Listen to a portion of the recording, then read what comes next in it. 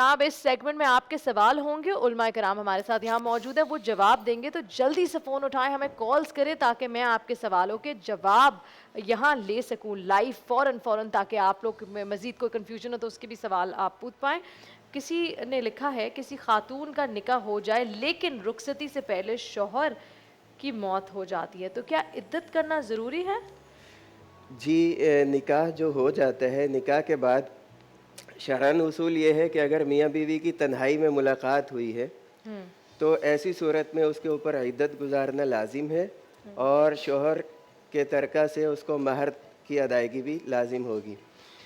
لیکن اگر تنہائی میں ملاقات نہیں ہوئی، آسان لفظوں میں، اور اس کی کوئی ایسا وہ نہیں ہے، رخصتی نہیں ہوئی باقاعدہ، جس کو شرعی اصطلاح میں رخصتی کہتے ہیں، تو ایک ہے ہمارا عرف عام میں جس کو ہم کہتے ہیں کہ بیوی جو ہے والدین کے گھر سے شوہر کے گھر منتقل ہو جاتی ہے، یہ تو ہمارے عرف عام میں کہتے ہیں کہ یہ رخصتی ہو گئی ہے۔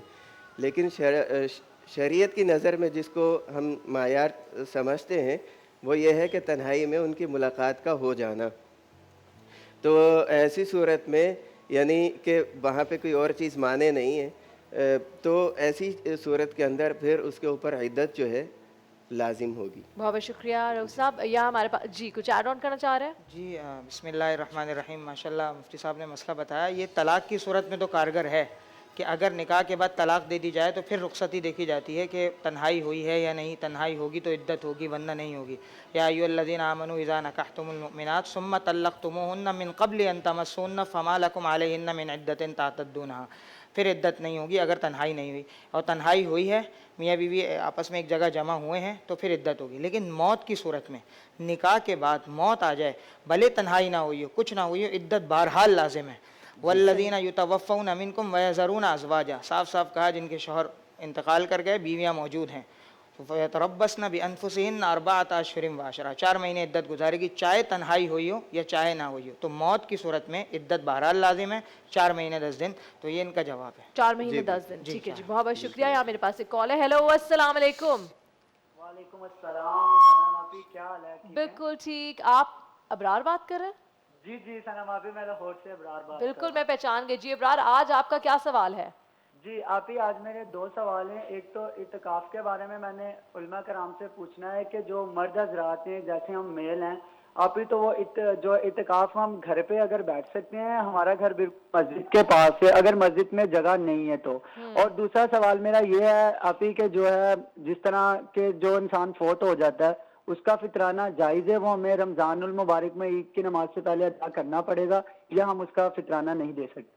بہت بہت شکریہ، بہت بہت شکریہ۔ آپ کے دونوں سوالوں کو جواب لیتے ہیں۔ شروع کرتے ہیں ہم مفتی صاحب سے۔ مفتی سعید ذوالفقار گیلانی صاحب ہمارے ساتھ موجود ہیں، اعتکاف کے بارے میں بات کر رہے ہیں، پوچھنا چاہ رہے ہیں کہ اگر مسجد میں جگہ نہیں ہے تو پھر کیا کیا جائے؟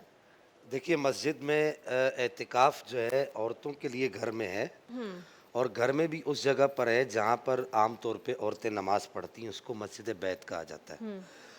اس کے احکام اس مسجد کی طرح نہیں ہوتے جو محلے کی جو مسجد ہوتی ہے، مسجد بیت کے احکام اس طرح نہیں اس کو گردانا جاتا۔ اگرچہ آپ کا گھر مسجد سے متصل ہے، آپ مسجد میں ہی اعتکاف میں بیٹھیں گے، مسجد کے علاوہ مرد اعتکاف میں نہیں بیٹھ سکتا۔ اچھا، یا سنت کا اعتکاف بیٹھنا چاہے، یا واجب اعتکاف بیٹھنا چاہے، یا نفل اعتکاف بیٹھنا چاہے، ہر 6 صورت یعنی تینوں صورتوں کے اندر اسے مسجد میں اعتکاف کرنا پڑے گا۔ اور دوسرا سوال کیا تھا ان کا؟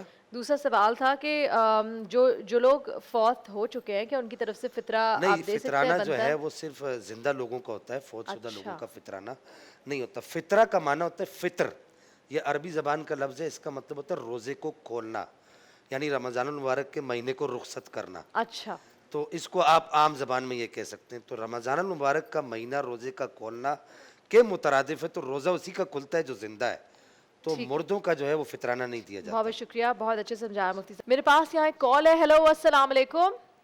وعلیکم السلام، کون بات کر رہی ہیں؟ میں سائمہ بات کر رہی ہوں۔ میں سائمہ، جی سائمہ، آپ کی کال پہلے بھی آ چکی ہے؟ ہاں جی، میں نے 3-4 دفعہ کیا آپ کو۔ آپ کا سوال کیا ہے؟ وہ شور کا میں یہ پوچھنا چاہتی ہوں آپ کہ میرے 3 چھوٹے چھوٹے بچے ہیں، میں اعتکاف کر سکتی ہوں یا نہیں؟ کوئی ہے بھی نہیں انہیں۔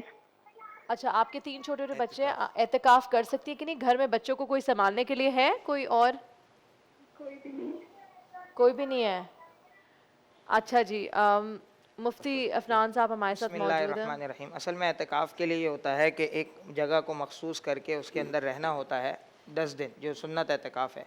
तो चूँकि इसमें बच्चे भी हैं दीगर और जो उनको संभालने वाला भी कोई नहीं है, तो इसलिए आप नफली एतकाफ़ करें। सुन्नत मुअक्कदा जो एतकाफ़ है वो ना करें, कहीं ऐसा ना हो कि उसको करके फिर तोड़ना पड़ जाए, फिर उसकी क़ज़ा लाज़िम हो। इससे बेहतर है कि नफली एतकाफ़ करें। अगर कोई ईमान के साथ अगर कोई एक दिन का भी नफली एतकाफ़ कर ले तो वो जहन्नुम से उसको कई 3 खंदक दूर कर दिया जाता है। अच्छा, और एक खंदक जो है, बिल्कुल कंप्लीट कर ला आप अपनी बात। मुफ्ती साहब, मैं कह रही हूँ कि जैसे कि ये है इनके 3 बच्चे, वो कह रही है घर में कोई भी नहीं है, तो एक दिन भी मेरे ख्याल से इनके लिए मुश्किल होगा, तो क्या कुछ घंटे भी हो कुछ सकता है? घंटे भी, मैं तो एक दिन की एक मिसाल दी जी। है, तो इस तरह करके थोड़ा थोड़ा करके भी अगर वो इस बच्चे तरह सो कर गए लेती तो हैं। वो जी, क्या उसी कमरे में कर बिल्कुल सकती हैं? बिल्कुल एक नमाज की जगह मखसूस कर लें, बच्चों वगैरह की ज़रूरियात से फारिग होकर वहाँ पर जो है अपनी इबादत के अंदर तो उसका घुसें। सवाब भी इतना ही है बिल्कुल जितना मिलेगा आपने इंशाल्लाह। बताया है, जितना बिल्कुल एक मिलेगा। दिन का सवाब है? एक दिन मुकम्मल हो गया तो सवाब मिलेगा इंशाल्लाह। ओह, 2 घंटों पे नहीं इतना मिलेगा।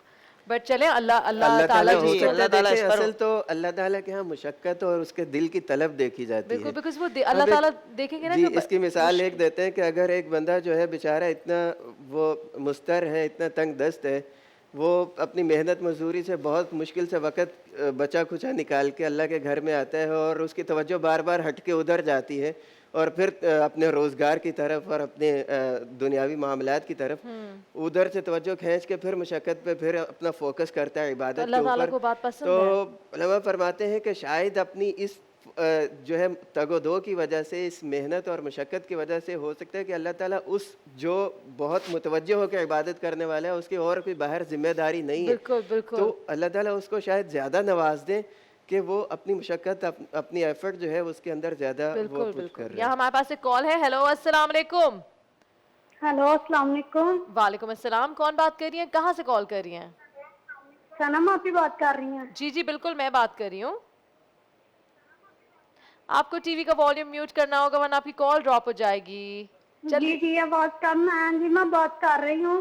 हाँ जी, बोलिए। सनम आप ही, मैंने बात करनी थी कि सुना है कि इत्काफ के बारे में कह रहे हैं कि अगर जिसने 3 दफा इत्काफ कर लिया तो उसको हज जितना सवाब मिलेगा। क्या ये बात हकीकत है, सच है? आपका सवाल ये है कि जिसने 3 दफा एतकाफ कर लिया तो उसको हज जितना सवाब मिलेगा, ये है आपका सवाल?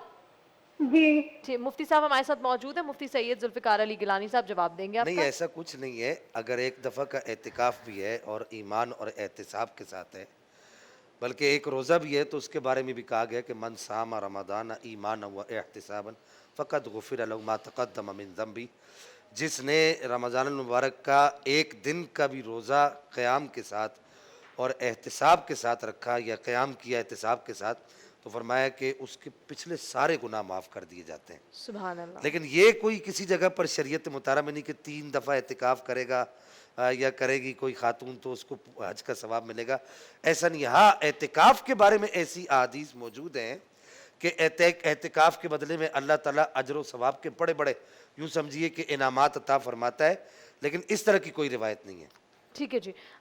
मुझे बताएगा, एक सवाल मेरे पास रऊफ़ साहब है कि एतकाफ़ में अक्सर लोग करना चाहते हैं और ये शख्स जो है ये चेन स्मोकर है, इनको बड़ी तलब होती है सिगरेट की, तो क्या ये पॉसिबल है कि मस्जिद छोड़ के बाहर जाएं, सिगरेट पी के फिर वापस आ जाएं?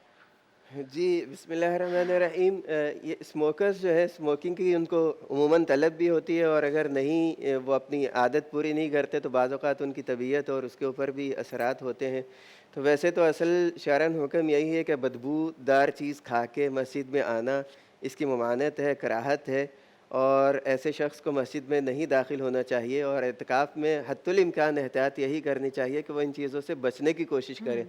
हाँ, अलबत्ता अगर तभी उसकी कोई ऐसा उज़र है और बदबू का इज़ाला कर लेते हैं, तो ऐसी सूरत में जब वो अपनी तबई ज़रूरियात के लिए या किसी शरई ज़रूरत के लिए मस्जिद से निकलने की जिन ज़रूरतों की गुंजाइश है, तो उनकी वजह से अगर मस्जिद से बाहर निकले तो उस दौरान अपनी ये तलब जो है उसको पूरा कर लें, तो फिर इसकी गुंजाइश है। ठीक है, बहुत बहुत शुक्रिया।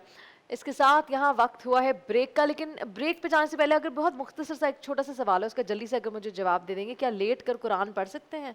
ये किस सवाल आया है? ہاں پہلے تو نہیں پڑھنا چاہیے، بے ادبی ہے، ایسا نہیں کرنا چاہیے، لیکن اگر کوئی مجبوری ہے، زیادہ تھکن ہوئی تو لیٹ کر قرآن پاک پڑھ سکتا ہے، لیکن اس صورتحال میں پاؤں سمٹے ہوئے ہوں. پاؤں سمٹے ہونے سے مراد یہ کہ آپ کے گھٹنے جو ہے وہ فولڈ ہوئے ہوں، اس طریقے سے آپ پڑھ سکتے ہیں. چلیں ٹھیک ہے، بہت بہت شکریہ. ساتھ یہاں وقت ہوا ایک چھوٹی سی بریک کا. بریک کے بعد واپس حاضر ہوں گے. دیکھتے رہیے نور الرحمان عشق رمضان.